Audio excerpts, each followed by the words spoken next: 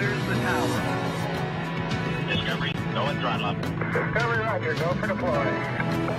Everybody in the shuttle program, the crew is go for launch. Roger, nice to be in orbit. We have followed in their footsteps to get us where we are today.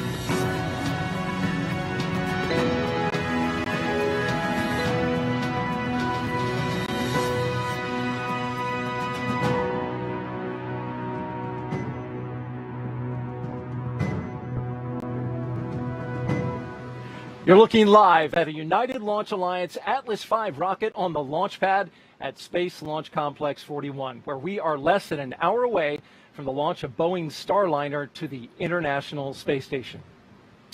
And welcome everyone to the Kennedy Space Center here in Florida. It's a humid day. It's a hot day, around 83 degrees, but it's a wonderful day because we're launching a rocket. And we've got coverage for you, live coverage of Boeing's Starliner Orbital Flight Test-2. I'm Daryl Nail with NASA. And I'm Dee Russell with Boeing Communications.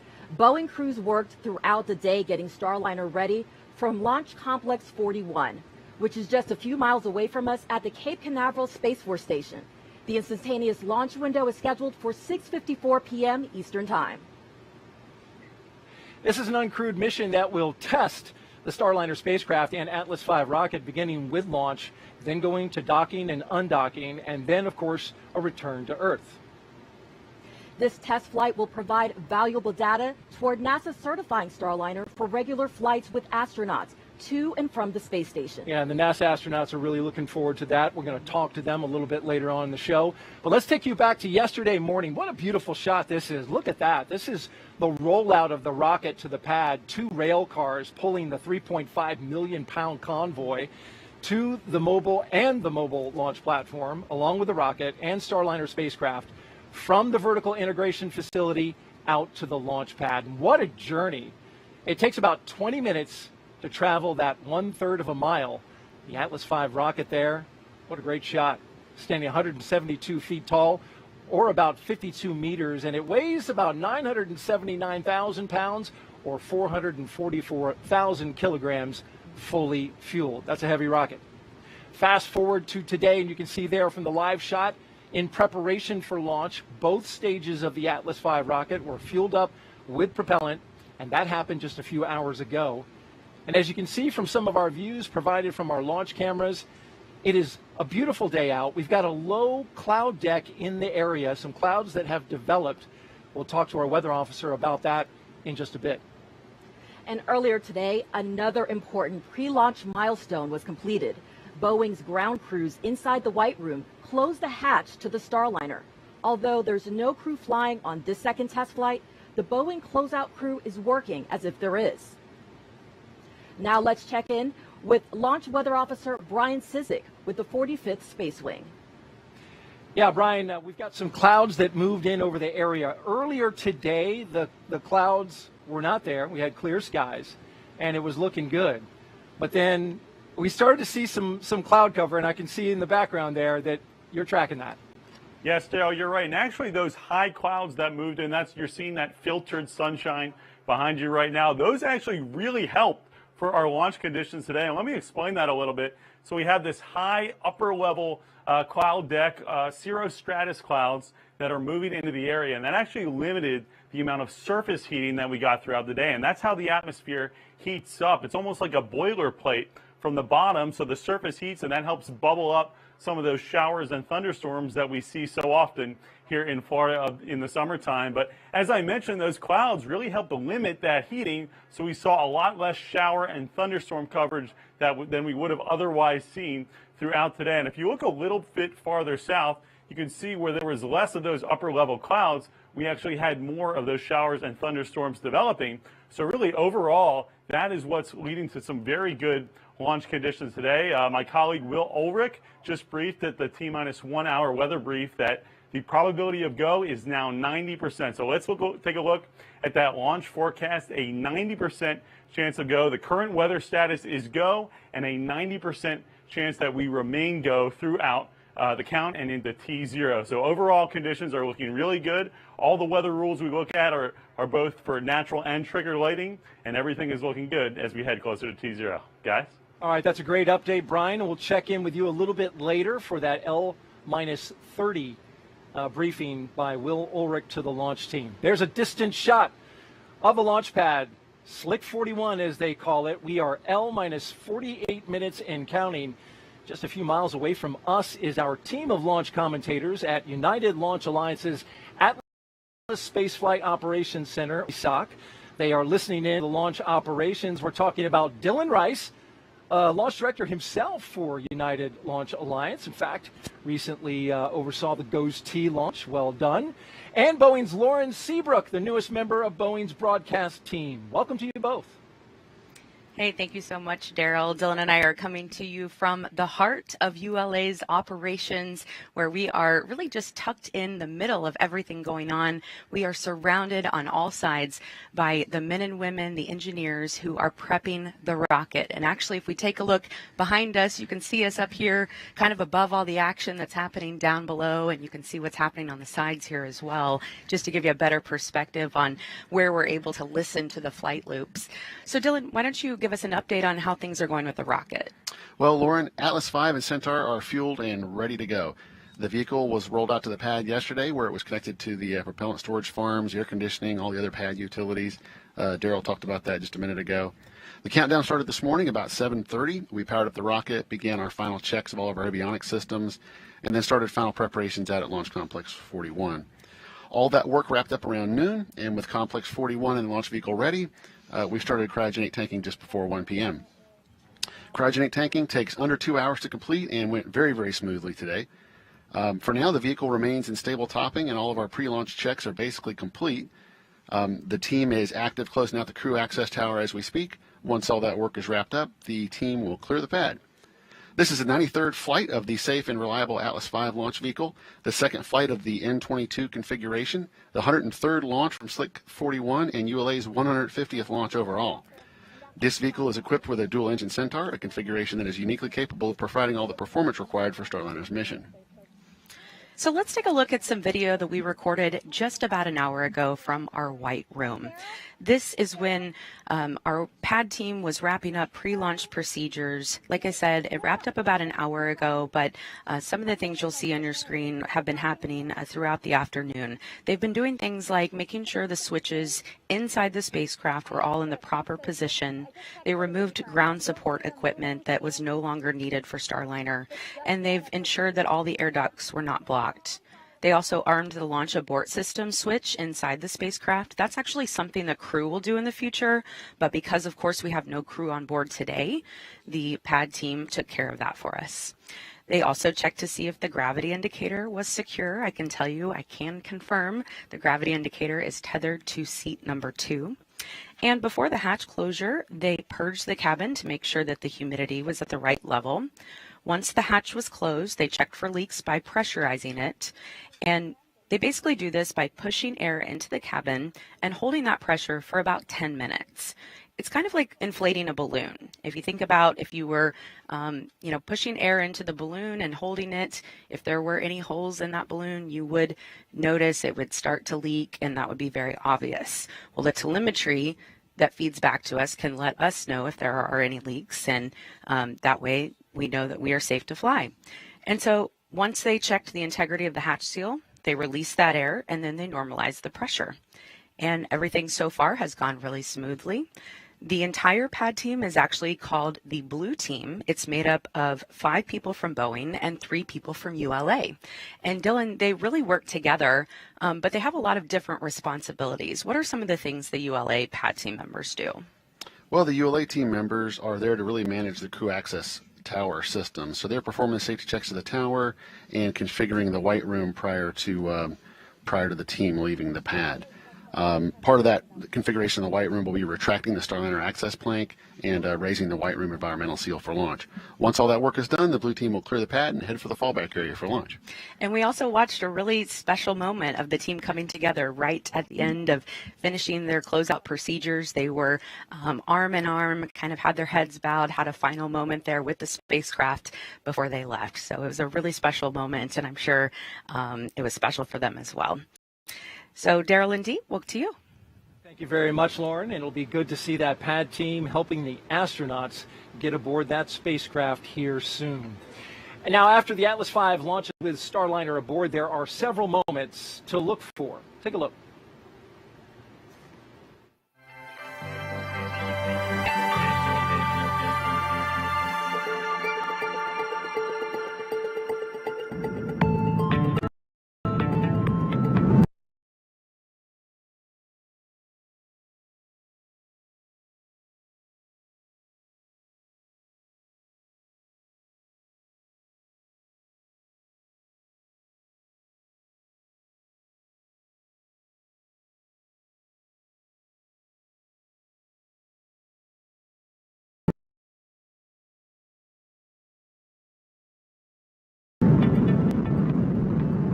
Ascent begins at T-0, liftoff, into the countdown and the beginning of the mission. Shortly afterwards, at T+12 seconds, the rocket rolls, lining up Starliner with its target orbit and putting the astronauts in a heads-up position. Then, around T+40 seconds, max Q starts max aerodynamic pressure. This is a critical time when the atmospheric forces reach their height. Next, at about +1 minute 35 seconds, the two solid rocket boosters run out of fuel and burn out, and about a minute later they separate from the booster. The Atlas booster engine continues to burn for almost 2 more minutes. Then at approximately +4:30, booster engine cut off, or BECO. About seconds later, the booster separates, and so does the ascent cover on top of Starliner. At around 4 minutes 35 seconds, the Centaur upper stage ignites, continuing the push orbital speeds. Then a little after 5, Starliner is free of the atmosphere and doesn't need additional aerodynamic support, and the aeroskirt is jettisoned. After a long 6+ minute push for main engine cutoff, or MECO, happens around 12 minutes after liftoff. Then, when Centaur successfully separates almost 15 minutes after launch, ULA's job is done. But Starliner is not quite in orbit yet. After a 16-minute coast, Starliner ignites of its orbital maneuvering and attitude control, or OMAC engines, for the orbital insertion burn, and then 31 minutes after liftoff, the ascent profile is complete.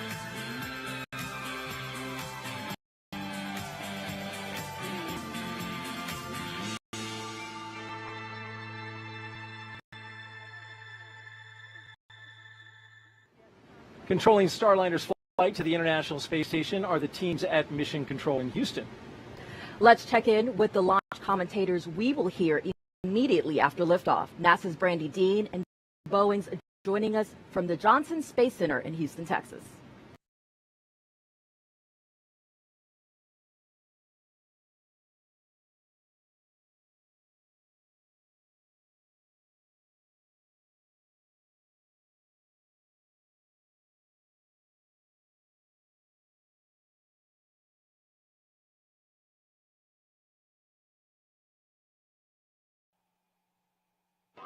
Thanks so much, Daryl and Dee, and welcome to Mission Control Houston. Have a good evening. Josh and I have been listening in on the team's preparations all day now. They are controlled today by a team who's been here since about 1 p.m. Central Time, listening in and making sure everything is set for today's launch. They're led today by Flight Director Mike Lammers, a longtime flight director. He's assisted by Flight Director Rick Hempfling, who is helping him keep an eye on the weather and any constraints it may pose to us, particularly downrange abort sites. And as an added bonus, we also have Matthew Jonick sitting alongside the two as today's Capcom. You won't hear him speaking to the spacecraft today, but he's building up experience for Starliner's next flight when we'll have crew on board to talk to. And that's right. Now, as some of you who've been following this mission are aware, that Rosie the Rocketeer, our anthropometric test device, is sitting in the commander's seat right now in Starliner. Now, she won't be doing any piloting of her own. She'll be getting a lot of help from Starliner's automated flight software, and then hopefully some minimal help from the team here in this control room on the ground if all is going well. But the team has been commanding the vehicle since about L-3 hours, so just over 2 hours ago they've really taken command of the vehicle. Here in the control room behind us we've got console operators monitoring all their systems. Immediately behind us we've got our GNC and propulsion subsystem operators. The team really seems to be in good spirits. It's been a relatively clean countdown, and so far it's been pretty quiet, and we're really looking forward to launch. Yeah, everything looking good as we count down to today's 5:54 p.m. Central launch time, 6:54 Eastern. And that is just about 39 minutes away now. But of course, Starliner will be docking at the International Space Station. So we want to make sure that the space station is ready to host us. That means that just down the hall, we've got the International Space Station Flight Control team watching over their systems and verifying that they're ready. We're going to toss it down there now to Gary Jordan, who's been watching over with them. Hey, thank you, Brandy and Josh. Yes, I'm right down the hall here in Mission Control, Houston. Behind me, the flight controllers are looking after the orbiting laboratory. That's the destination of the Boeing Starliner, the International Space Station. Teams here are led by Flight Director Anthony Varya. Right now, they're checking out the station systems to get ready for a go for launch and making sure that the station itself is ready to receive Starliner. We'll be watching today's launch closely in this room, but really we'll kick into gear tomorrow when we set up for joint operations with the teams down the hall where Brandy and Josh are controlling the Boeing Starliner. Shortly after launch and throughout tonight, Starliner will execute a series of burns to gradually raise its orbit and catch up with the orbiting lab. We'll also see a series of demonstrations to test Starliner systems and capabilities all along the way until docking, about 24 hours after launch. In the meantime, the Expedition 67 crew is in a sleep period, getting some rest before supporting a docking late at night Greenwich Mean Time tomorrow. But we did hear that the crew requested to watch the launch through the broadcast, so everybody say hi to the crew. From left to right, we have NASA astronaut Bob Hines, European Space Agency astronaut Samantha Cristoforetti. Of Roscosmos, we have Denis Matveyev, Oleg Artemyev, and Sergei Korsakov. And rounding out the crew with NASA astronauts Jessica Watkins and Kjell Lindgren. Lindgren and Hines will be monitoring Starliner's approach and docking tomorrow. After tomorrow's docking, the crew will open up the hatches the following day and formally welcome the Starliner to the station. So again, the International Space Station flight control teams are getting ready to give their go for launch. In the meantime, let's get back to the action with Dee and Megan over at the Kennedy Space Center. Here to talk about the importance of this day is Kennedy Space Center Director Janet Petro, and she's with NASA's Megan Cruz.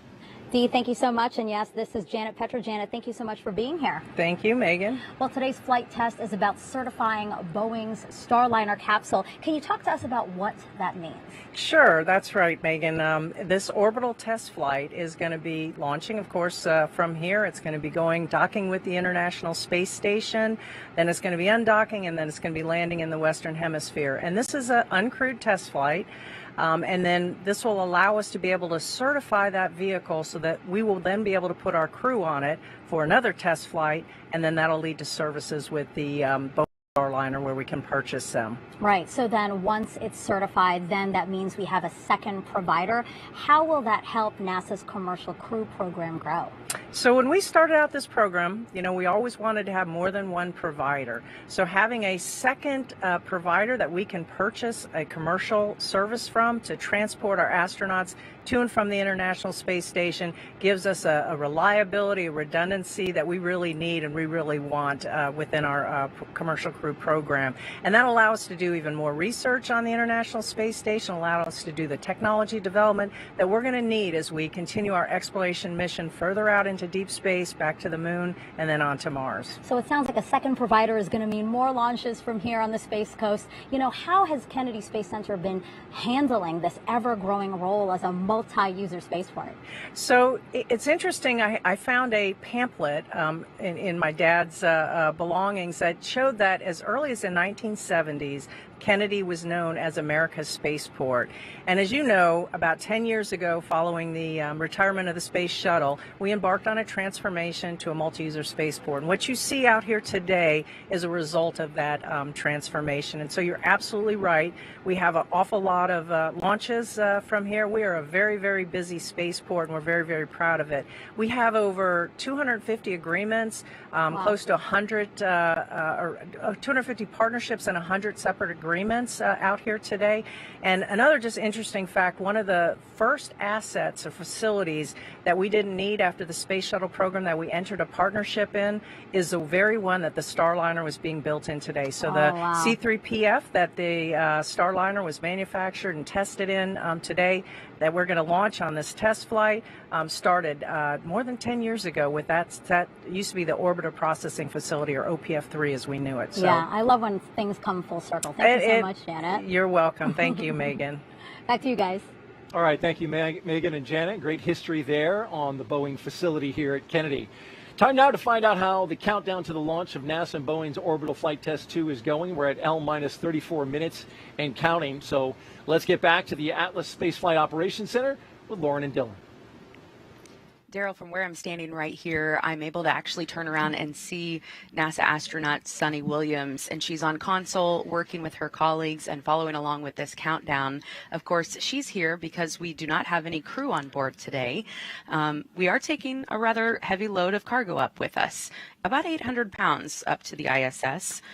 Rosie the Rocketeer is back, as you heard Josh mention earlier. Of course, she sort of stole the show last time, but what's really amazing is we were able to gain so much information from the sensors that were on her last time that now we've moved those sensors to other parts of the spacecraft and to the other seats in the spacecraft. That way we have a better idea of how other passengers will ride on Starliner. Now, having her in the commander's seat also helps maintain the center of gravity during the mission. And you can see she's wearing the OFT-2 mission patch on the right side of her chest. And of course, the classic red bandana with white polka dots.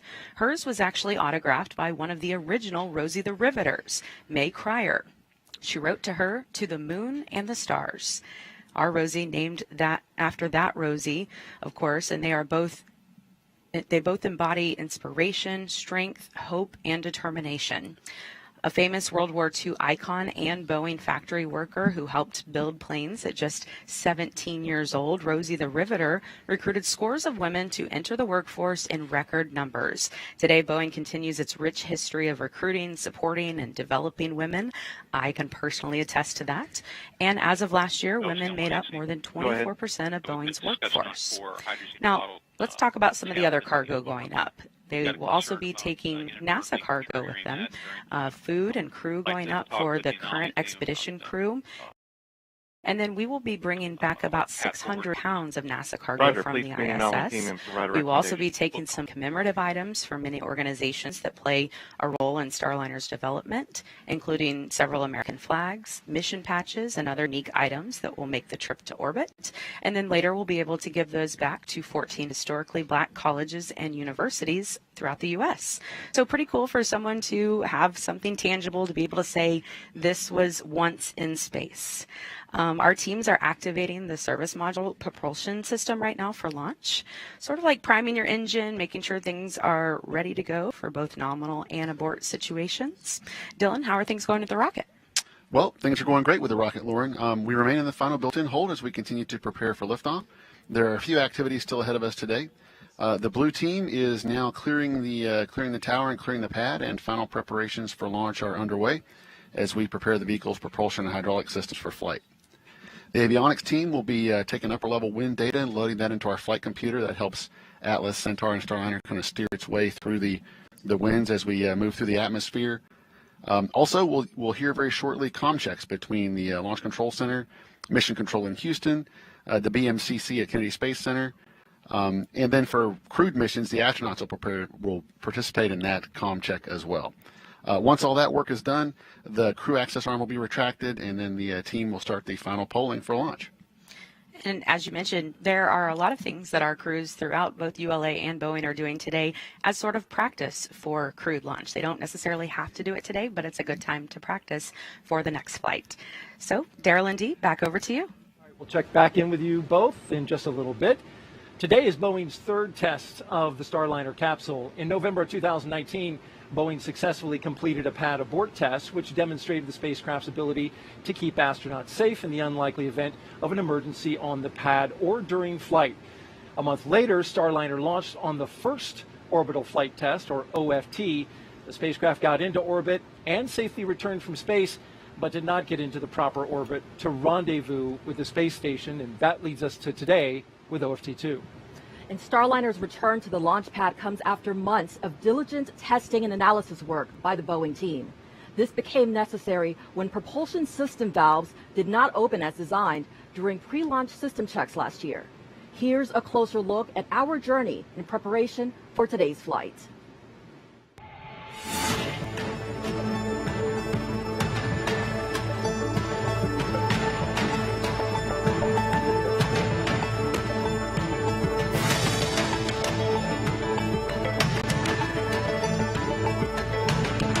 Three, two, one, and liftoff. The rise of Starliner and a new era in human spaceflight. We're right there again, ready to launch and excited for it. I walk around and see everybody, they have their A game on. It's taken a village, really, to get to where we are. On our day of launch for the first attempt of OFT-2, we were going through our nominal day of launch procedures, our nominal checkouts, and we found that during our countdown to launch, we had valves that were not functioning properly. Last year's launch attempt was scrubbed because we could not satisfy some launch commit criteria that were put in place in order for us to have a safe mission. The team took a really hard look at the data and said, you know, we're not comfortable with flying. We have to fail to succeed. Failure is just something that, you know, it's going to happen. But as long as you learn. And that's the reason you want to be an engineer, that's the reason you want to be a technician, is to solve those problems as they come up. We carefully took a step back, we troubleshot the problem, we got to an understanding of what the failure was, we put mitigation in place, and we've proven that that mitigation works, and we've tested the valve several times in preparation for this flight. So for this flight, we are flying with we're flying with entirely new valves, and we're also flying with an integrated system going to keep our valves nice and dry and prevent them from forming. So we ended up with a higher quality product in the end, which is fantastic because we've learned a lot from it. We really took our time to get it right because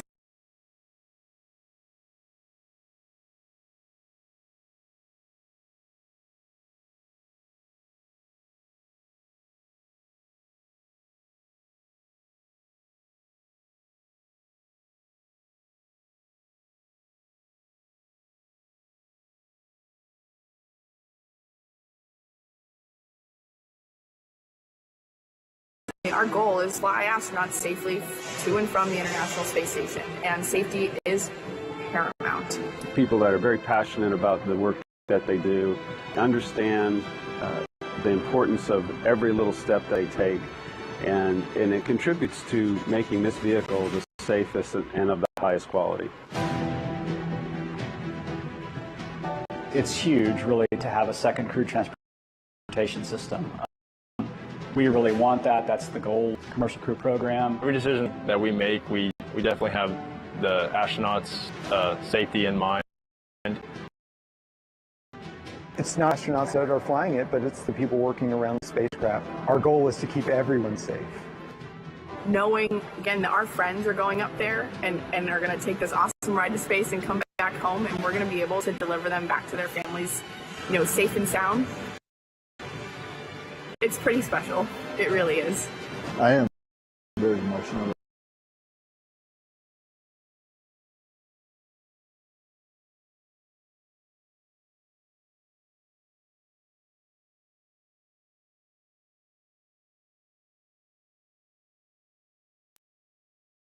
About it, yes, because this has just been a time. First launch proved that we meet two of the objectives. One was getting successfully into orbit, and two was landing the vehicle safely.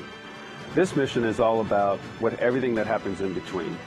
We're going to launch. It's going to go great. We're going to come back home, and then we're on to the next one. Go Boeing. That is my last thought. It's 2 words. Just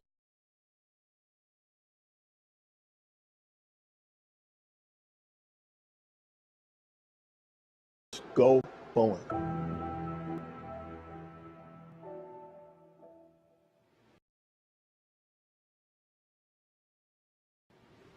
Here's a live look inside the Boeing Mission Control Center, where the launch team is working and monitoring pre-launch operations along with NASA astronauts. Yeah, that's right, Dee. There's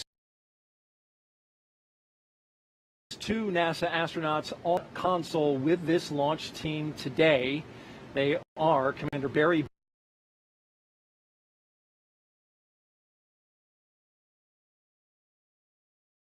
Butch Wilmore and mission specialist Mike Fink. And there they are. They're joining us live from a room immediately next door to the BMCC because we didn't want to pull them too far away from their consoles. Hey guys, thank you both for taking the time. Butch and Mike, you guys were some of the last people to see and look inside that spacecraft today. Mike, we have a shot of you actually doing some work. Tell us a little bit about what you did and what you saw and how you're feeling. Yes, Starliner looks great. My son and our other astronaut, Sonny Williams, who, along with the Boeing, stayed up late last night getting the capsule ready. We performed comm checks back and forth to the Mission Control Center in Houston, to the Boeing Mission Control Center here in Florida at KSC. We did it all through the TDRS, which is a tracking and data relay satellite that we use for communication. So everything looked really good. We set up the switches. Rosie doesn't move so much, so we set them up for her, and we made sure the cockpit was ready for launch. Yeah, and I didn't go because Rosie took my spot. Well, she is anthropomorphic, not animatronic, right? So we did give her a high five on the way out. You did? We wish her all the best. She's going to get some great data for us too, especially for the launch loads and the landing loads, so that we know that it's going to be great for humans to go fly. We have a question for Mike Fink now. Why does NASA need 2 commercial crew providers? Oh, we can't keep all of our eggs in one basket, and I think some of the words that we've been saying in the past couple of days is dissimilar redundancy. In other words, we have another way to go up besides the SpaceX and the Crew Dragon, and it's dissimilar. So we're not using the same rocket or the same capsules. So if there's something wrong with, we can still have a chance to continue our continuous human presence aboard the International Space Station, and it allows NASA to not worry about the launches and landings for space station flights, so we can focus on going to the moon and beyond. Butch, how does an uncrewed test flight, which is autopilot, as you know, prepare your flight test where you're going to be doing some of the manual flying of Starliner? Yeah, I tell you, it is uncrewed, and we are very jealous about that because this is human spaceflight after all, right? But this is a normal progression. This is a test evolution, right? This is experimental developmental spaceflight test. And as you go through, we're testing on the ground, as you know, all the different various systems. We're in the simulator testing software, hardware, and of course this is, like I said, the normal progression. So we'll go through the processes to go all the way to launch, rendezvous and dock, undock, fly around, return to entry, descent, and landing, and all of that. And we learn an immense amount through all of those processes that are beneficial as we go forward, because like you said, we do have also flight test objectives to certify this spacecraft that we'll be doing when we have the crewed mission, which will be next, hopefully 6 months-ish or so. So we'll get there eventually, but we have to get this one done first to make sure that we are in line for that crewed mission. Mike, how does a mission to low Earth orbit help with missions to deep space? Yes, so I was really lucky. When I came here in 1996, we didn't have a space station yet, and with the International Space Station, we've learned how to live in orbit. We've been able to work on some technologies such as our life support systems and other things, and how to keep humans living in space for long periods of time. And that'll help us when we go to the moon and Mars and others, because we know how to live in space, not just visit like we did And then in the sign early off. parts of the program. So it's a natural progression. All right.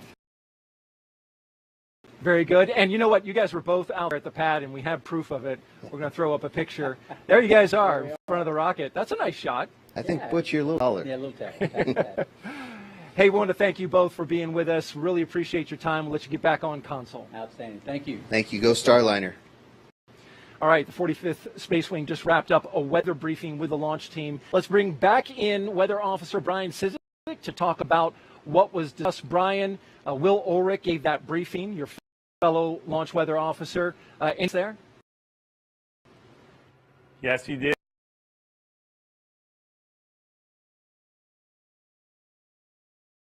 Weather continues to look really good. As you mentioned, we just heard that brief from my colleague Will Ulrich, the lead launch weather officer on this mission, and weather continues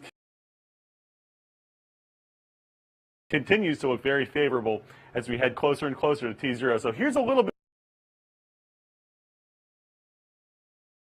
of a different look.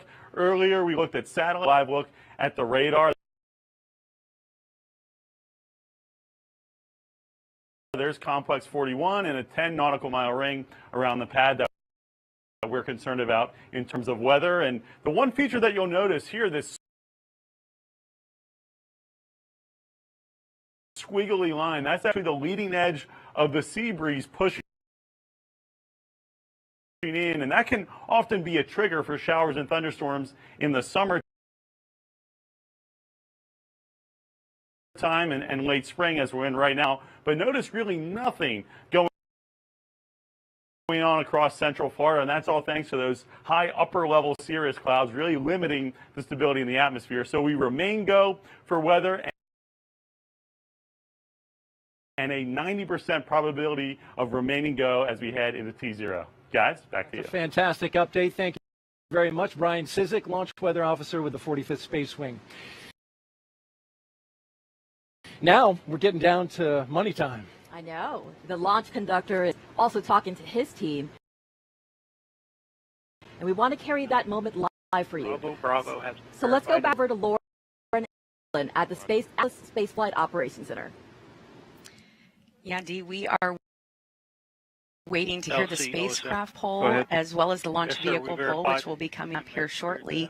But in the meantime, I want to tell you about some of the preps that have been going on with our team over the last month. Our team has been cycling through Starliner's isolation valves every few days since it was fueled up about 20 days ago, and that has continued while the spacecraft has been out of the launch complex. Just a few hours ago, they also cycled through one last time, meaning they made sure each valve opened and closed with no problem, and everything went well, and we are ready to fly. And they also just a few minutes ago were able to open the valves, and those will remain open through launch. So we are good to go on all of that. Our teams have worked as well on the mission elapsed timer since OFT-1 to ensure that it operates nominally today and during future flights.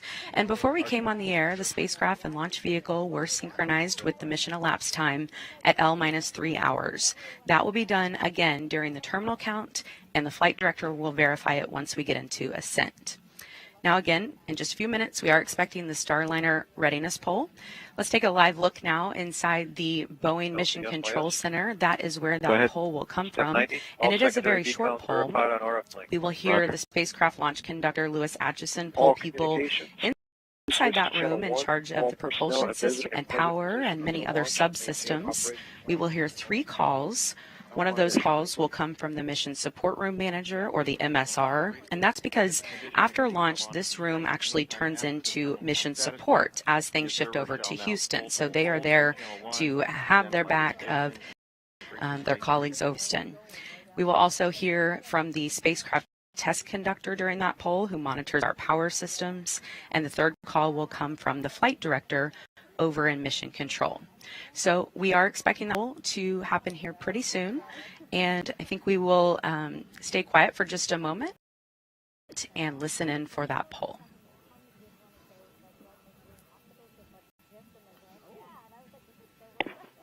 Flight STC MSR Manager, this is Slick on Launch Ops. This time we'll conduct our CST-100 poll for terminal count. Report readiness to support terminal count when prompted. MSR Manager. MSR is ready. STC. ECT is ready.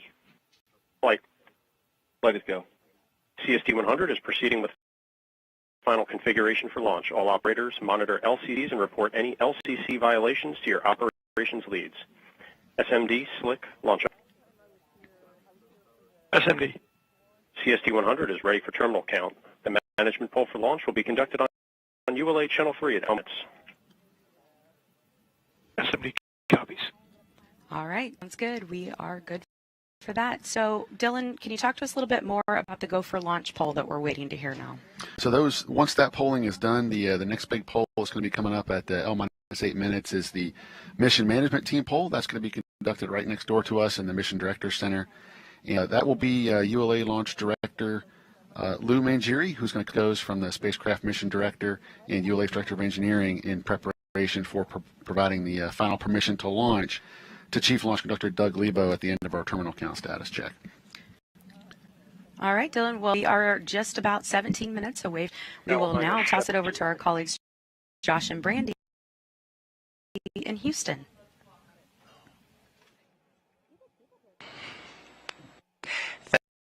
Thanks, Lauren.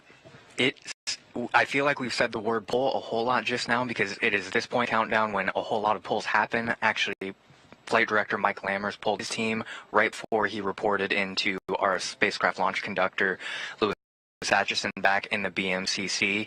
I can't help but smiling because we're all go right now. It is very quiet here in Mission Control. From here on out, console operators will be monitoring what's known as their launch commit criteria, or LCCs, and their flight rules. Now, those are very long, very involved documents that basically just list the parameters that the spacecraft and the rocket have to be in to go to flight. That's including both redundant and prime systems. We want everything on Starliner working before we go fly today, and right now everything seems to be working, so we're in a good countdown right now. That's right. There are just a few more milestones to get through before launch. One coming up in the next minute or so is the switching of Starliner from external to internal power. At that point, the craft will be on battery power from there on out. But for the most part, the team here is just watching, waiting, and standing ready for launch. Now 15 minutes away. We'll send you back to Florida for now, but we will be back with you starting liftoff, so stay tuned. Daryl? All right, Brandy and Josh, thank you, and we'll see you then.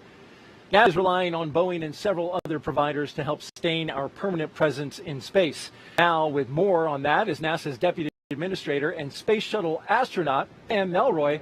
She's with me. Yeah, Daryl, of course, Pam Melroy, thank you so much for being here. Excited to be here. This is a day. Yeah, absolutely. You know, you flew on 3 shuttle missions, I'm telling you, like you don't know, all to build the International Space Station. So with that in mind, how does it feel to be here today as NASA works to certify a second provider, meaning more trips to the International Space Station? Oh, this is a great moment. You know, when we built the space station, we were really focused on all the amazing science that we could do and the innovation. And so now another way to get there just gives us more resilience. It allows us to do even more science. And I think as a former shuttle astronaut, at a time when there were only 2 human spacecraft that were available in the entire world, and now we have more, and that means more people can go to space. And the innovation that happens at the space station is just so exciting to think about. Yeah, I love how you light up when you talk about this, because tell me, I mean, it's so important to sustain this permanent presence in space, right? It's incredibly important.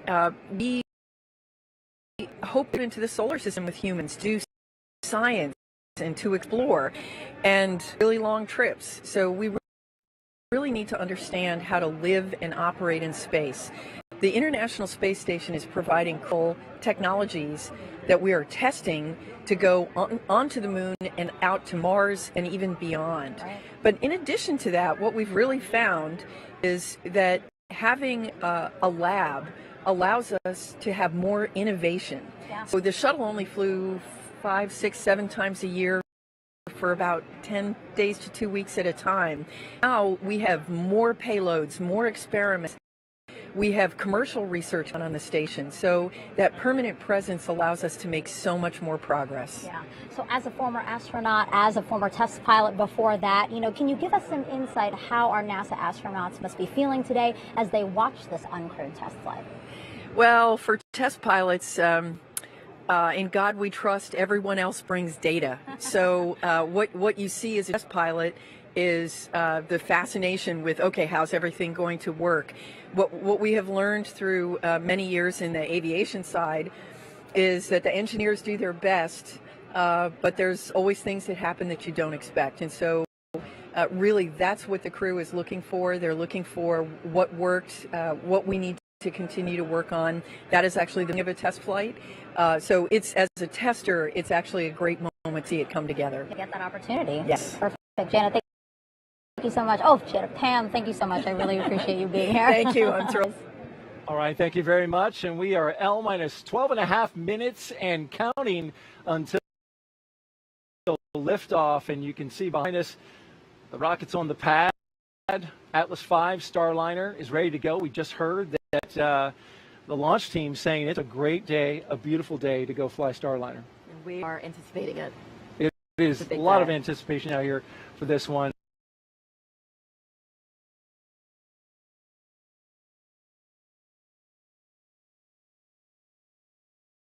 And ULA and Boeing are finishing up their preparations for launch. And so we want to give you one other note. Once Starliner launches, the ISS, its destination, will be flying 250 statute miles over the North Atlantic. Now let's head to the Atlas Spaceflight Operations Center, where Lauren and Dylan will tell us what those teams are doing, and then they will count us down to liftoff. Starliner is just about ready to switch over to internal power, so we're waiting for that. And then also we are going to start seeing that crew access arm start to retract back, and we will see it move quite slowly today. But Dylan, if it needed to, in case of an emergency, it could really get out of there pretty quickly. Yeah, that's right, Lauren. And I just heard the command get given to start the crew access arm retraction. But that crew access arm rotates 120 degrees back to the crew tower. It takes just under 2 minutes to do, but it can be redeployed in about 15 seconds in the event of an emergency. With no crew aboard, we won't see anything like that today. All right. And we do want to let you know that after liftoff, Dylan will do the flight dynamic here in the ASOC. Then Brandy and Josh will continue their commentary from Houston through ascent, spacecraft separation, and the orbital insertion burn. We also want to let you know today that we are updating our internal camera system liner to have more live views inside in the future, but for today we'll be able to watch cameras on the rocket.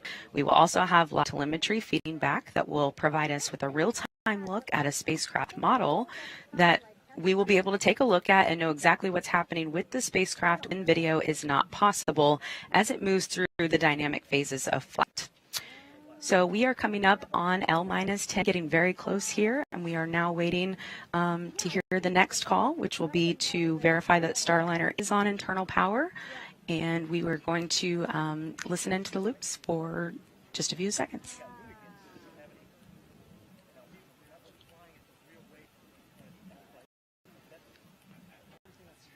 L-10 minutes. L-10 Flight minutes. verify CST 100 on internal power. And Starliner Verified. is now on internal power.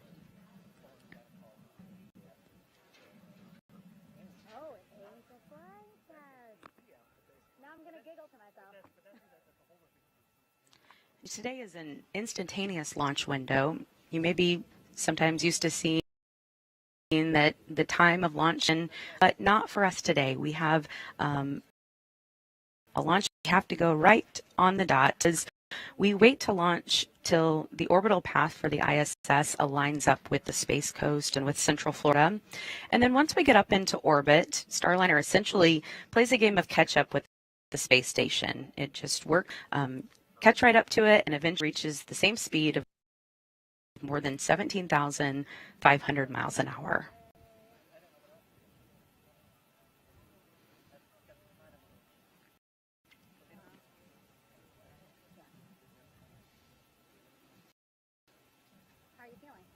So, Lauren, we should be hearing in just a minute that confirmation that the crew access arm is stowed and latched for launch. Everything is looking good, and the silence is golden moment. We're about 38 seconds now away from the mission management poll that I spoke about earlier, and that will lead up the terminal count status check coming up here at L-7. Flight verify ordnance configured for launch. Verified.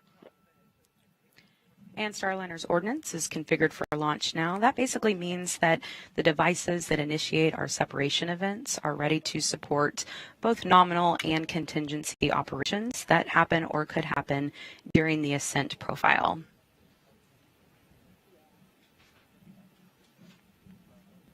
L-8 minutes. We are 8 minutes to launch.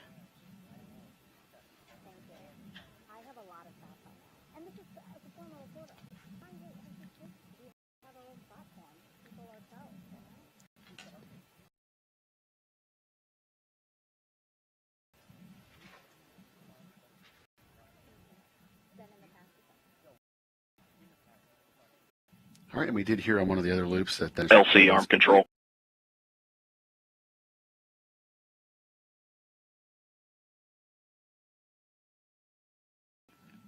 Go ahead. First step 260, crew access arm stowed for launch. Roger. And that call indicating that the crew access arm is now stowed and latched for launch. LC switch to ready position. All steps are complete prior to the status check.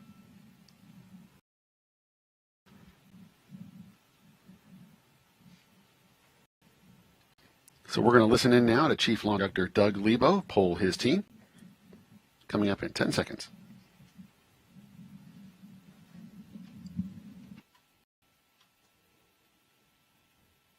L-7 minutes.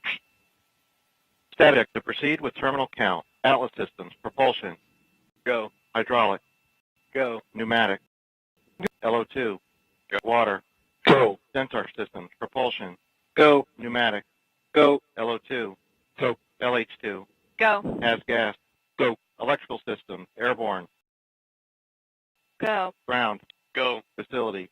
Go. RFFTS. Go. Flight control. Go. GCQ. Go. Op support. Go. Com. Go. Umbilical. Go. Arm control. Go. ECS. Go. Redline monitor. Go. Quality. Go. Safety manager. Go. ULA safety officer. Go. Vehicle system engineer. Go. Anomaly chief. Go. Range coordinator. Clear to proceed. Flight director. Houston flight is go. Launch director. You have permission to launch. Proceeding with the count. ALC, verify T0 is set for 22:54:47 Zulu.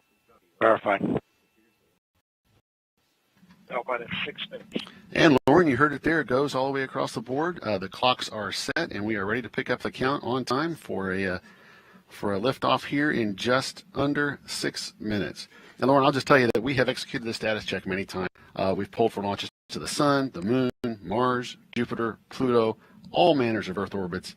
Every mission and every countdown is unique and exciting, but the ULA team is absolutely thrilled to put Mighty Atlas back in service of human spaceflight. And I know that that's something the astronauts have told me, that they feel so confident about eventually riding on top of an Atlas V rocket, because it's been all over the solar system. It's pretty amazing. It's an amazing machine. We should be hearing Starliner configured for terminal count here in just a few seconds. L-5 minutes. LC flight. Starliner configured for terminal count. Roger. There you go. Starliner is now configured for terminal count. L-4 minutes and 45 seconds.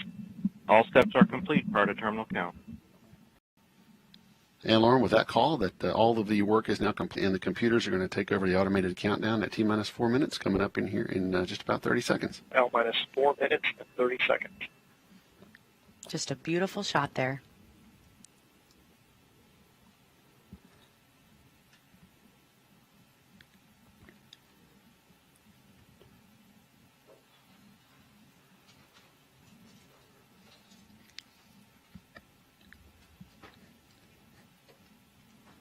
On my mark, the time will be T-minus 4 minutes and counting. 3, 2, 1, mark. 355. Ground pyros enabled. Ground system ordnance has been enabled.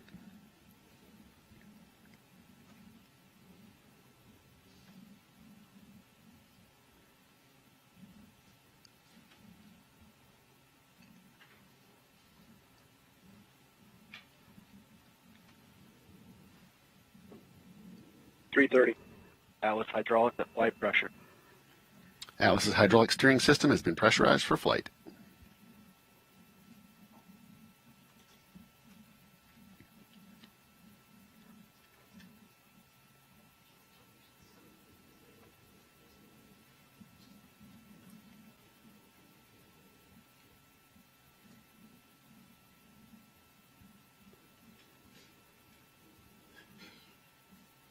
Three minutes. 3 minutes to launch. Securing LO2 topping. Pressurizing Atlas tanks. Topping of liquid oxygen in the Atlas has now completed, and Atlas propellant tanks are FPS pressurizing internal. for flight.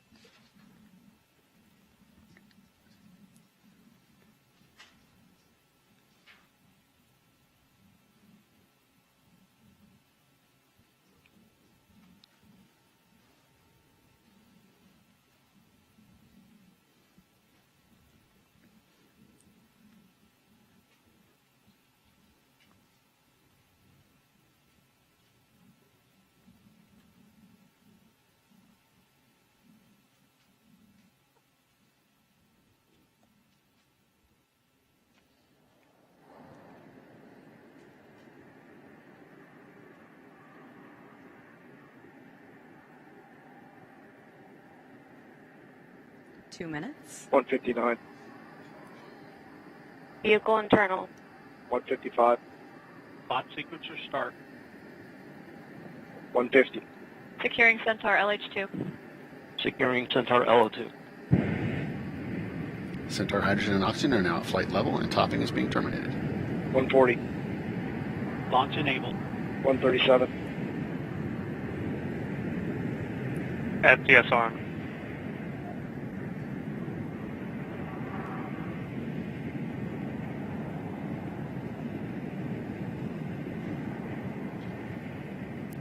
$120. OC is armed. SCS count started. EDS ascent.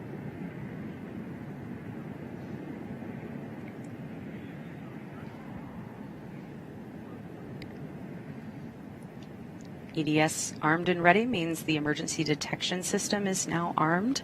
1 and minute. That basically just means Roger, that if report it range detects status. something, it will Range just green. launch abort system on Starliner and fire 54. automatically. The PLP spacecraft started. would push itself far up and away from the rocket.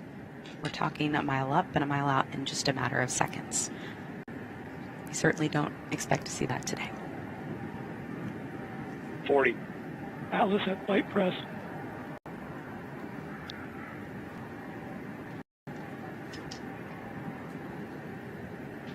Thirty seconds. Centaur at press. Vehicle is now pressurized for flight. 25. Status check.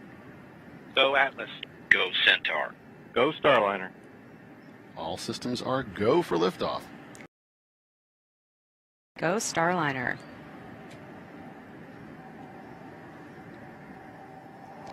Ten, 9, 8, 7,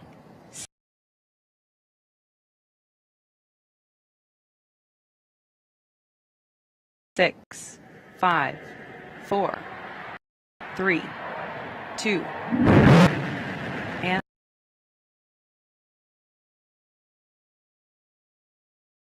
liftoff. Starliner is headed back to space on the shoulders of Atlas, powered by a workforce dedicated to its success.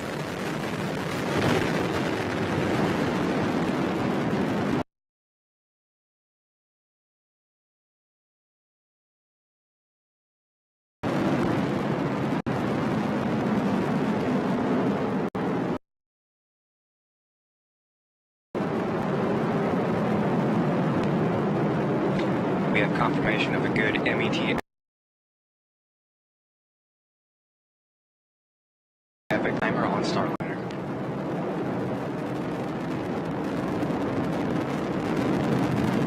Atlas X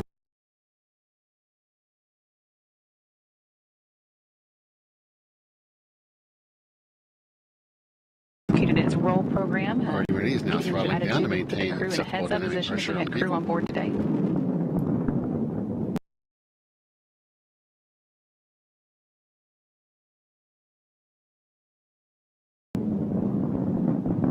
This is the first planned throttle down for Atlas in preparation for max Q. Max Q, maximum dynamic pressure on the vehicle.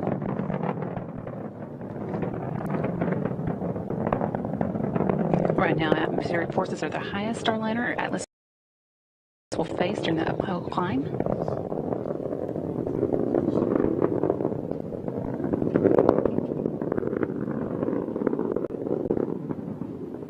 Mach 1, Atlas 5 and Starliner are now supersonic.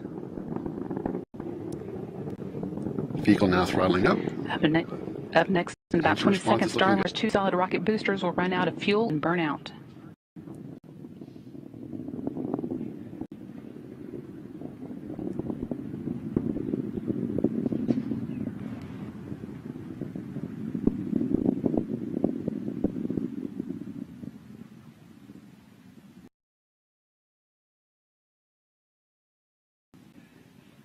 And we have burnout on both SRBs. Good crew module forward link connection. Already ready is throttling back up to full thrust.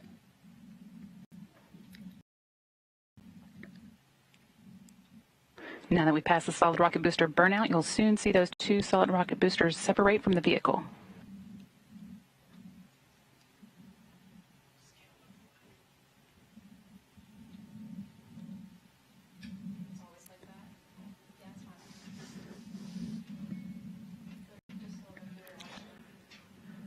Atlas 5 now weighs just 1/2 of what it did at launch, burning propellant at a rate of 2,800 pounds per second.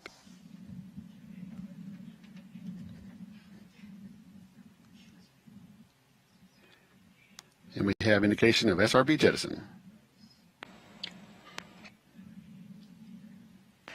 Atlas continues to ascend using solely the RD-180 engine. That's about 2 minutes remaining in the booster 850,000 phase of pounds of flight. thrust at sea level.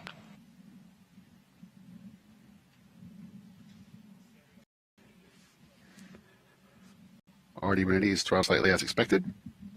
Engine response looks good. Teams here on the ground confirming Starliner has a good trajectory. We're now 2 minutes and 55 seconds into today's flight, flying at an altitude of 56 kilometers.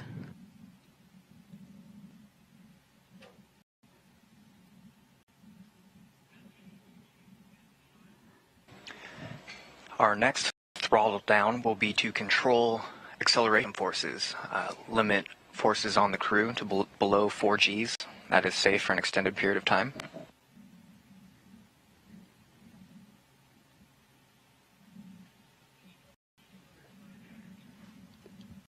One minute remaining in this burn.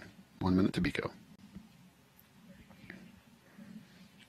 Already ready is now throttling to maintain 3.5 G acceleration on the vehicle.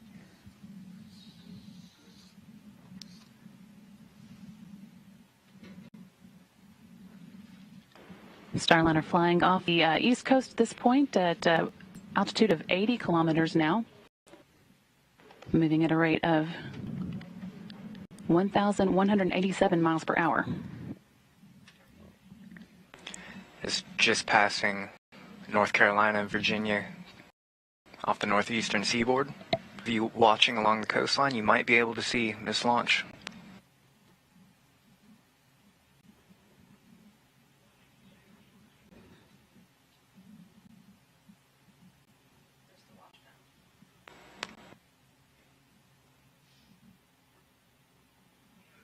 And we have BECO, booster engine cutoff.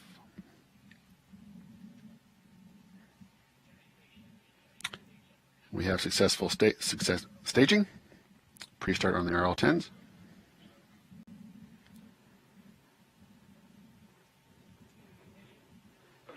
We have ignition on both RL-10s.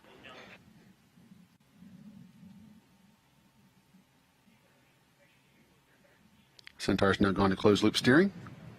Just passed through several milestones. Teams here on the ground reporting that all are looking good. Ascent cover jettison there. That provided that And we have aerodynamic air structure jettison to the top of Starliner, protected the docking equipment during ascent.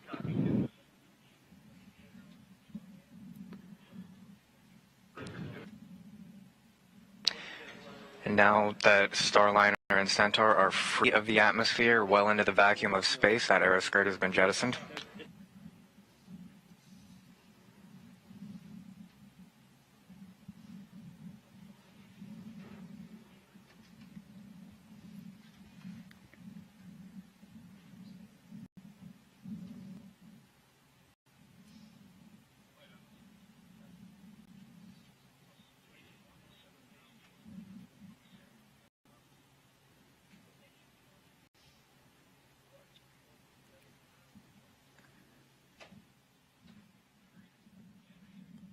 Now 6 minutes into today's launch, Starliner continuing to accelerate up the North American coast. Everything going smoothly so far. Starliner and Centaur have been taking through their ascent milestone right on track, including the booster stage separation, Centaur ignition, and aeroskirt jettison. Number of status we'll be listening for in the next several minutes, but if all continues to go well, the next major milestone to watch out for is the main engine cutoff, when Starliner will be officially in space.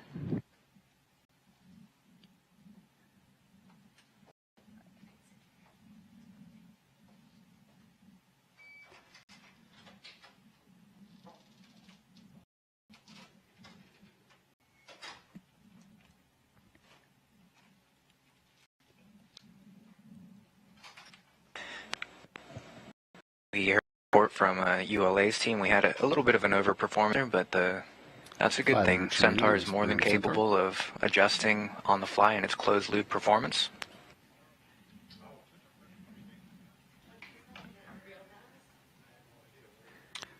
Centaur pressures are stable. Centaur looks good.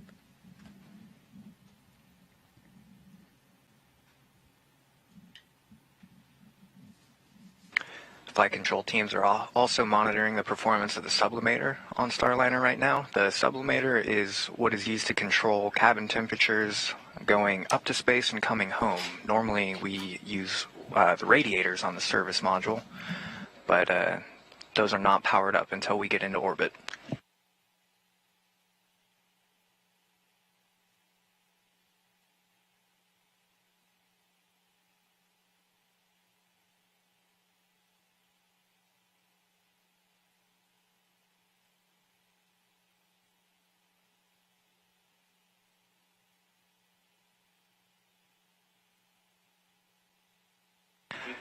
We heard confirmation that St. John's abort zone is open. We pre-select these splashdown zones in the case of any needed aborts. The first one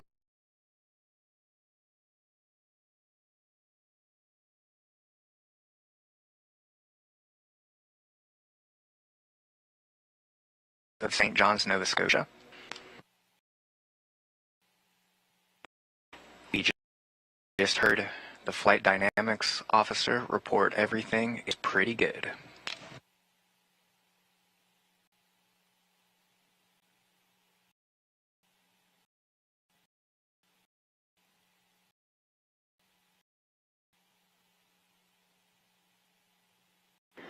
Flight controller and mission control confirming that our main engine cutoff time is looking stable. It is going to be 11 minutes and 50 seconds into the flight. We are now 8 minutes and 50 seconds in, so that's still about 3 minutes to go until we hit that milestone.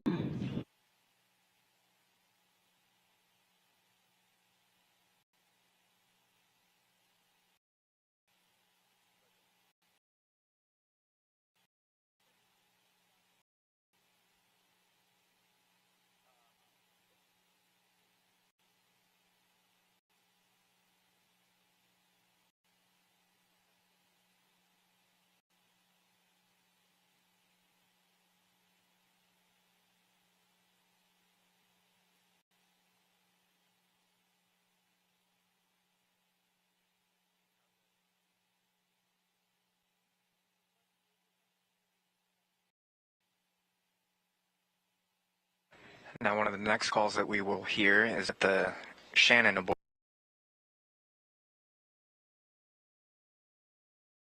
will be open. Now, you can see on your screens that Starliner is making its way up the North American coast, just starting to go into the Atlantic Ocean, Northern Atlantic Ocean. We our flight trajectories, so we would not aboard a crew into the middle of the ocean. They'd be near enough to land for quick and speedy recovery. So we're still in that St. John's abort zone. Expect to hear that Shannon open call coming. And we just heard that call. Shannon now open, so Starliner could potentially make that abort landing off the coast of Ireland now if needed, but so far no reason to think it will be. Starliner currently 153 kilometers, the Pacific Ocean, the Atlantic Ocean, and that's about 95 miles.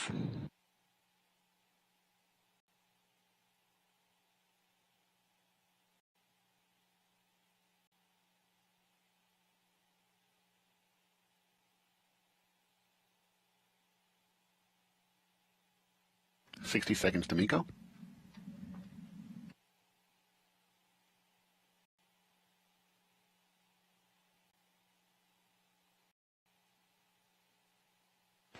We are 11 minutes into today's Centaur and Starliner are passing Mach 23, Mach 23.3 and counting.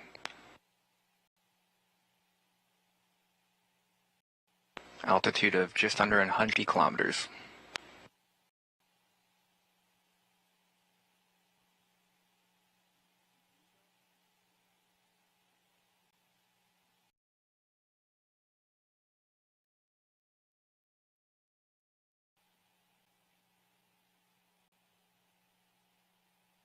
MECO's main engine cutoff when both of the dual engine Centaur RL-10 are scheduled to shut down. That again is coming up at 11 minutes and 50 seconds, about 5 seconds away now.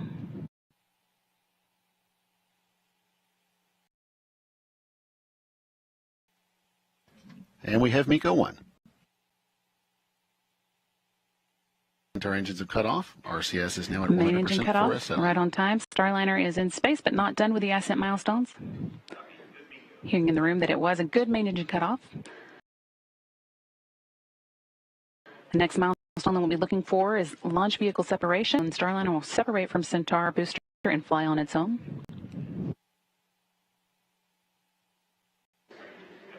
And after that happens, we'll have about 15 minutes until our final major milestone in today's ascent. The orbital insertion burn will raise the perigee, or low point of Starliner's orbit, out of the Earth's atmosphere. So stick with us. We're not now 12 minutes and 30 seconds into today's flight.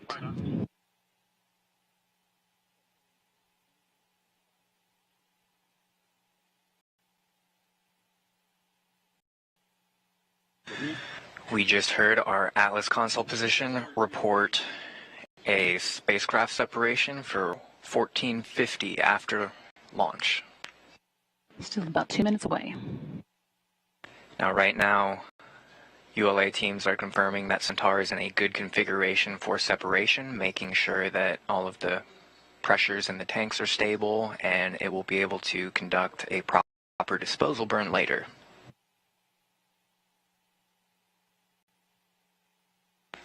Flight control teams here in the room are moving to their insertion checklists.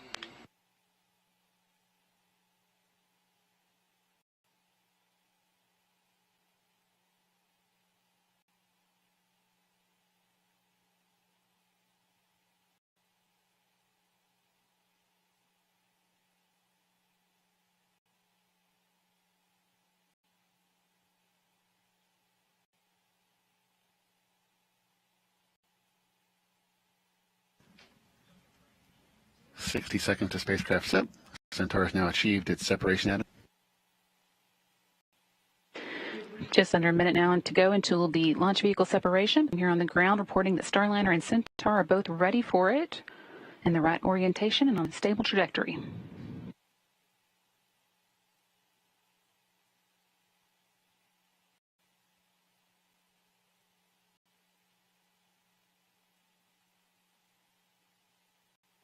$30 seconds to Starliner separation.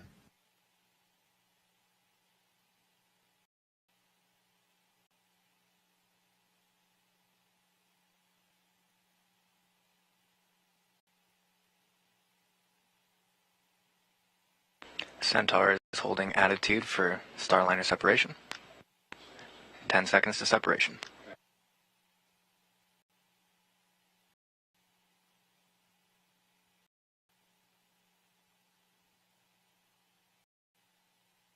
And we have confirmation Starliner separation.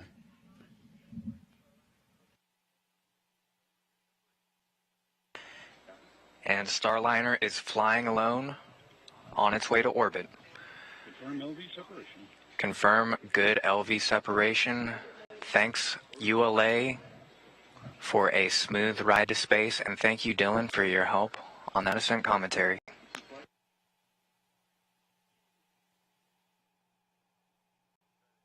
With that milestone behind us, the next one we'll be watching for is that orbital insertion burn. That is going to raise the perigee, or the low point, of Starliner's orbit out of the Earth's atmosphere, putting it in space for its full orbit. That's an important milestone to reach. It's going to be a 45-second burn.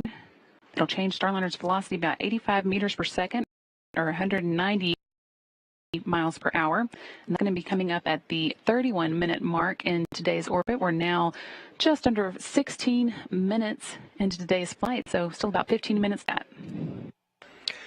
So there's a number of things that flight controllers are working on right now. They're transitioning Starliner from its launch mode over to its orbit mode. That includes powering up things like antennas, heaters, and those radiators that I mentioned earlier.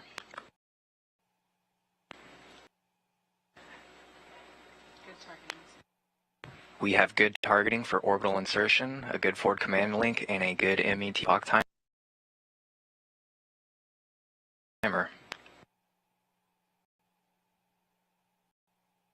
Starliner making its way over the North Atlantic. Some other things going on right now. They are powering down some what's called demonstration flight instrumentation. We have some extra sensors on there for these demonstration flights. We have more of them on during power descent, but we don't need some of those right now, so flight controllers are powering some of those down.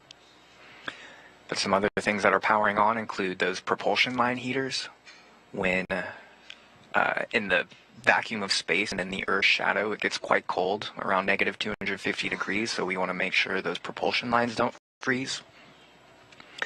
And the radiators are those little small silver discs you might be able to see on the side of the service module. If you remember your high school physics, the only way you can get rid of heat in a vacuum is through radiation. And so that sublimator will be powering down, and the radiators will be taking care of the heat management for the rest of the flight until we get ready to come home.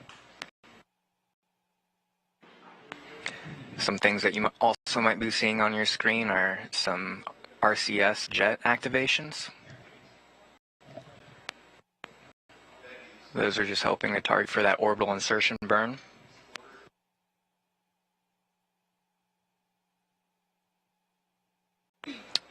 And at about L plus 23, the team will transition Starliner into what's called fine pointing mode, or thrust align mode. So those jets that you see firing will hold a very specific attitude, which is exactly the attitude that we need for that orbital insertion burn, as Brandy mentioned earlier. We want that 85 meters per second of delta V to be going in exactly the right direction.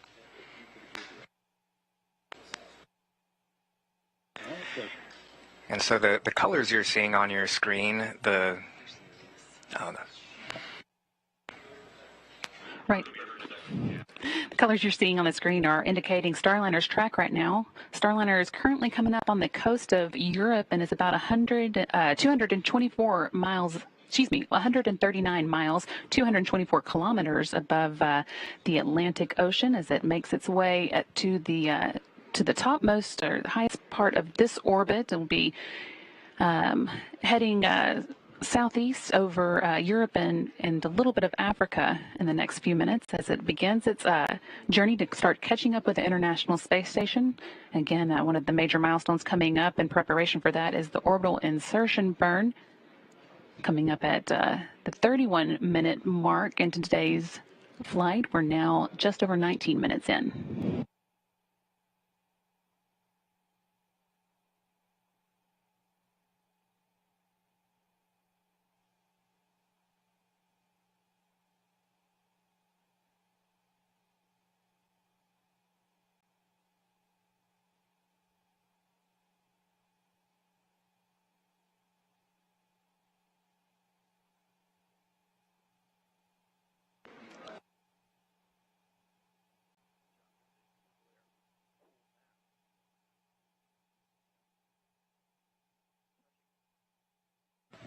Confirmation, we still have a good forward link command connection.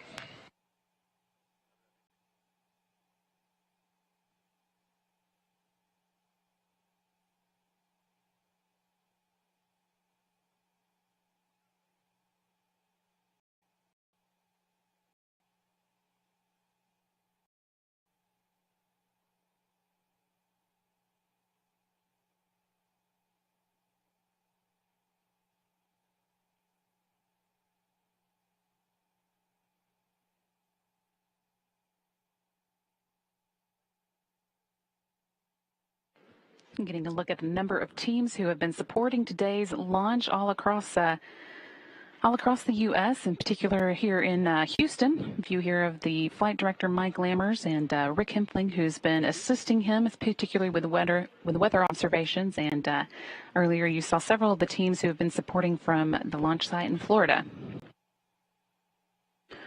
Now 21 minutes into today's flight. That's just about 10 minutes away from that orbital insertion burn that we're watching for.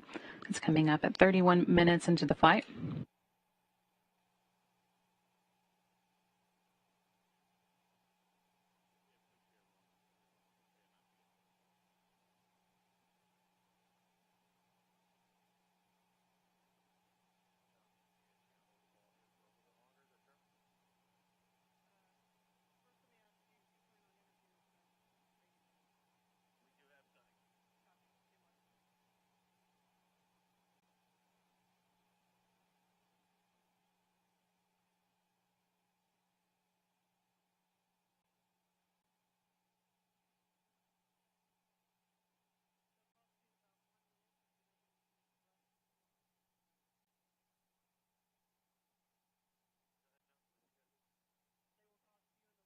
So we're about a minute away before the flight controllers put Starliner into its thrust align mode. Once again, just making sure that Starliner is pointed exactly at the right attitude for that orbital insertion burn. It's going to hold that attitude.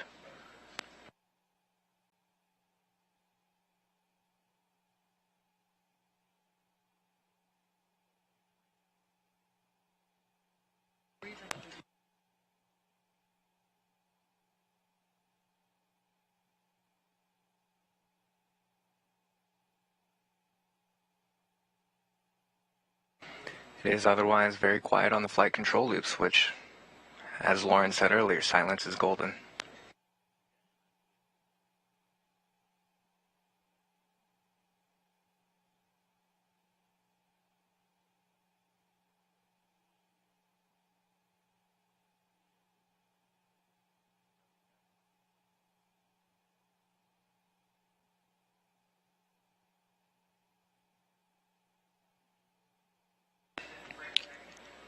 Guidance Navigation Control Officer confirmed that Starliner is moving towards that OI attitude and will begin holding for orbital insertion.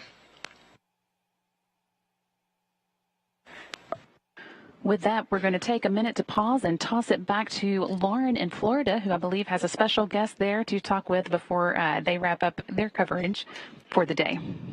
Lauren? Hey, Brandy, thank you very much. Yes, joining me now is NASA astronaut Sunny Williams. Thank you so much for being here, Sunny. Thanks. It's great to be here today. And I know you've been following along. I've actually been able to see you from my perspective up here. I saw you in the moment of liftoff. You had your game face on.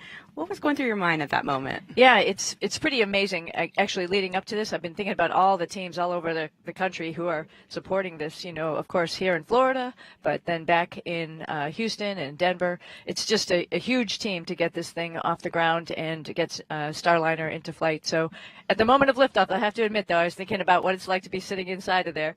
So, you know, I'm unabashed to just imagine what it will be like for the next launch when we have people riding in Starliner and this Atlas V being a human-rated rocket. It's pretty awesome.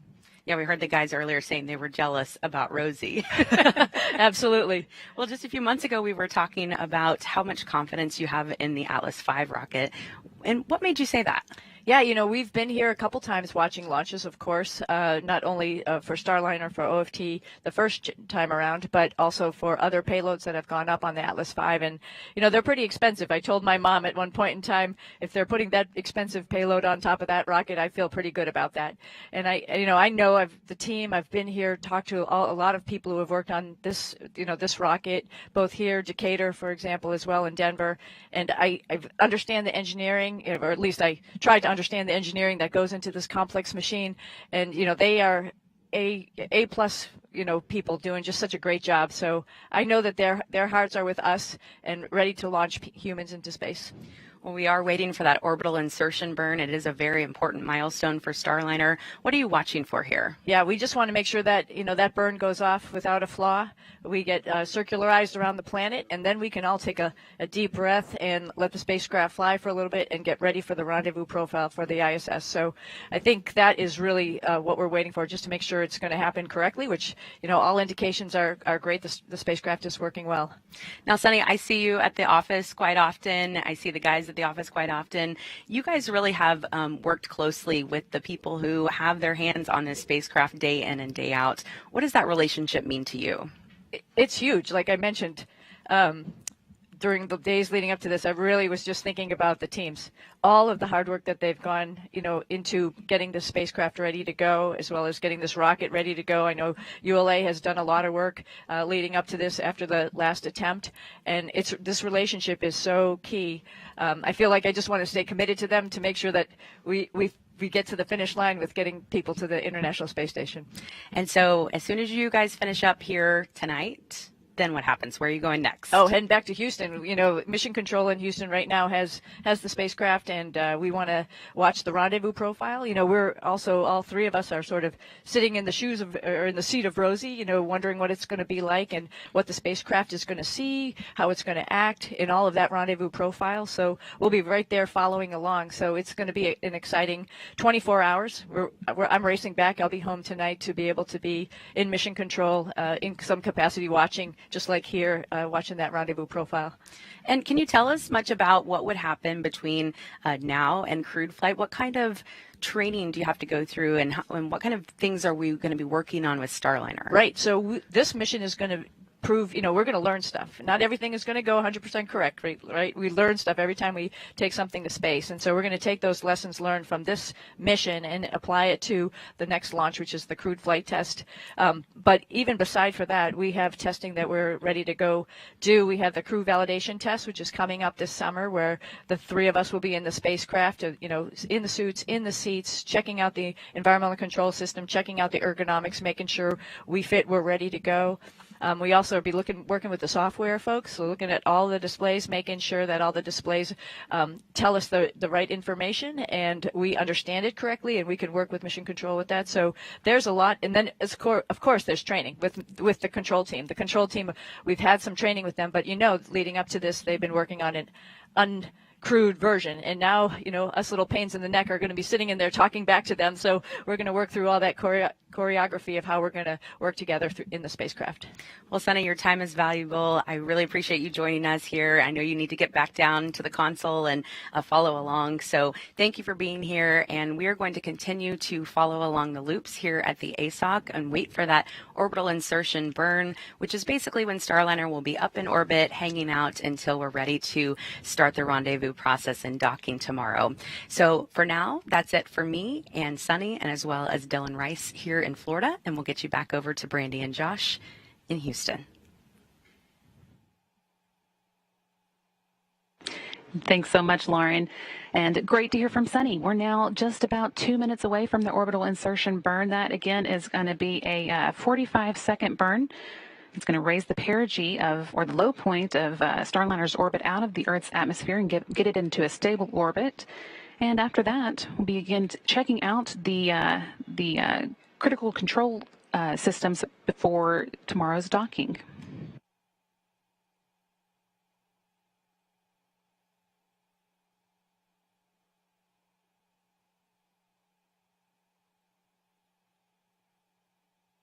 Minute and a half until the orbital insertion burn. Starliner is in the burn attitude. You might have seen earlier the nose of Starliner might have been pointed down towards the Earth, but that's actually the attitude that it needs to be, because as it orbits around the Earth, it will no longer be pointing at Earth. It will be pointing at that specific point in space that the orbital insertion burn will send us to. And once again, there'll be a lot of thruster activity. We want those 4 aft-facing OMAC engines, that's about 1,200 pounds of thrust each, to be pushing in exactly the right direction. OMAC standing for Orbital Maneuvering and Attitude Control. They're going to fire for 45 seconds for this burn, changing Starliner's velocity by 85 meters per second, or 190 miles per hour. 30 seconds to go now until that burn ignites.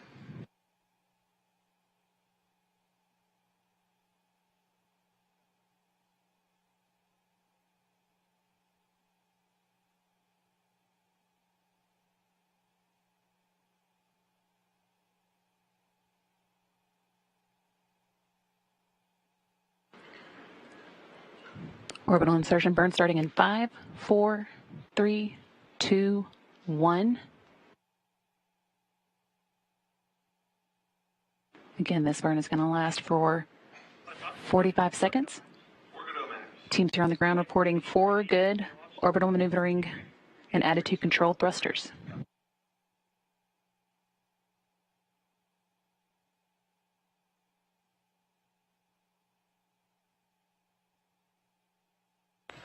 Now the colors you're seeing on those jets, or you were seeing on those jets, they indicate which integrated propulsion controller those jets are mapped to. We have 3 IPCs, integrated propulsion controllers. OI cutoff in 5, 4, 3, 2, 1.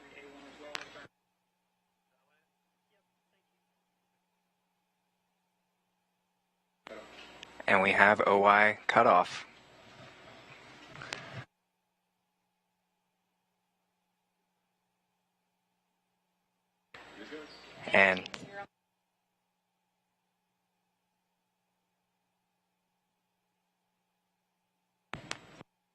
And we have confirmation from Flight Director Mike Lammers. We have a good orbital insertion burn.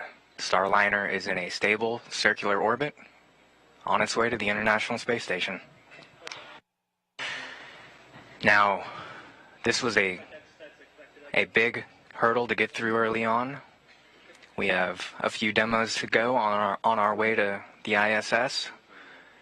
And then after that, hopefully a very good docking. But so far today, good launch, great performance from ULA. Atlas even gave us a little bit more of a push than we needed, but Centaur was able to adjust accordingly, place Starliner exactly where we needed it.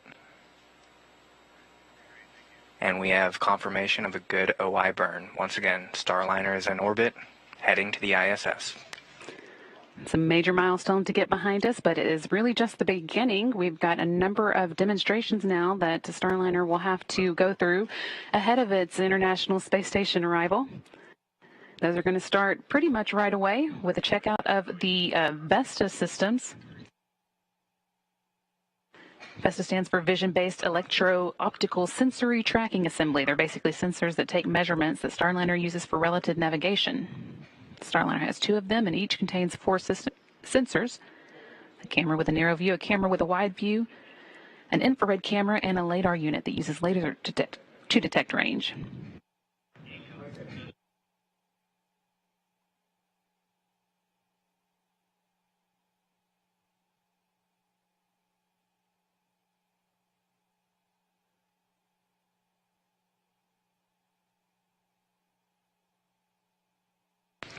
Just a couple more things they're working through on their orbital insertion checklist. We have confirmation good radiator activation.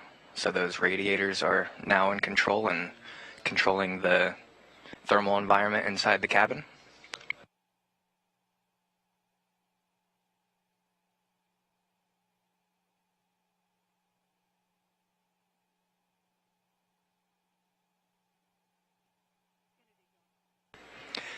And going back a little bit, just to help you guys learn a little bit about Starliner, going back to those IPCs, that blue, green, and red is what propulsion controller each of those thrusters are mapped to.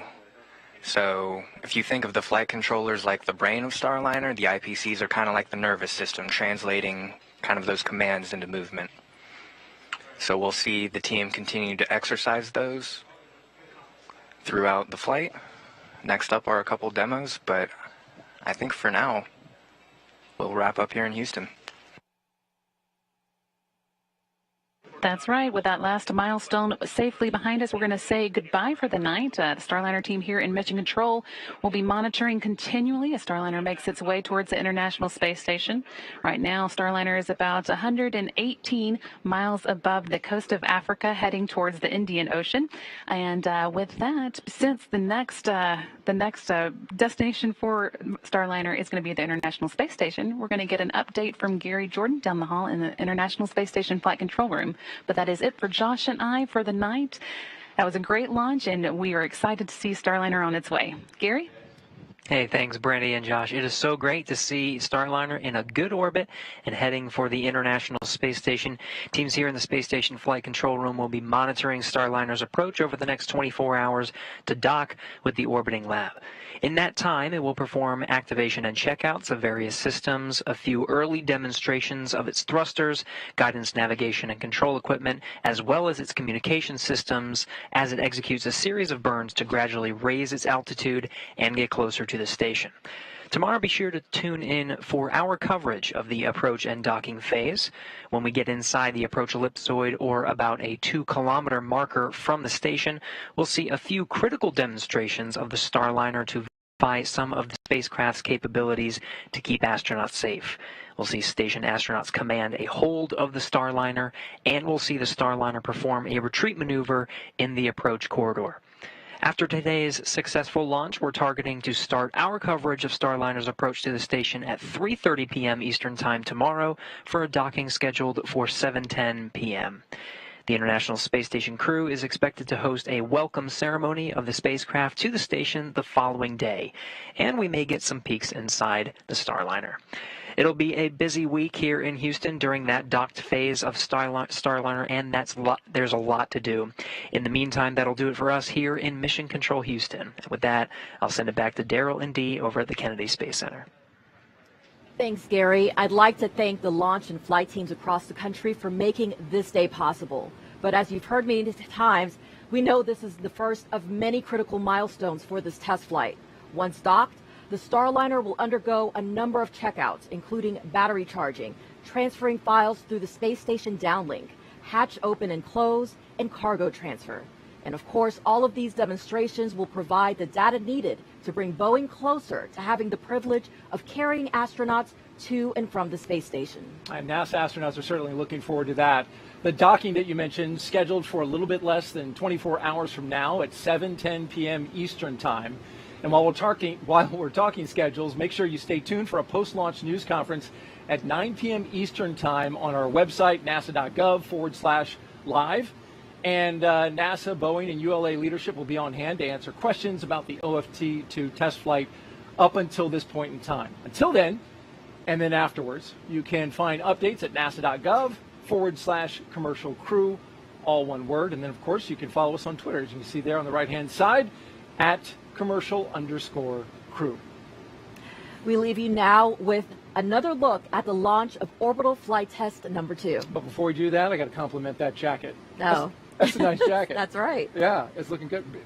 Keep your eye on it. Yes. Somebody might burgle it from you if you're not looking.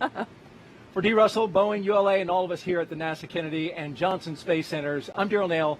Have a good night, and remember to keep looking up.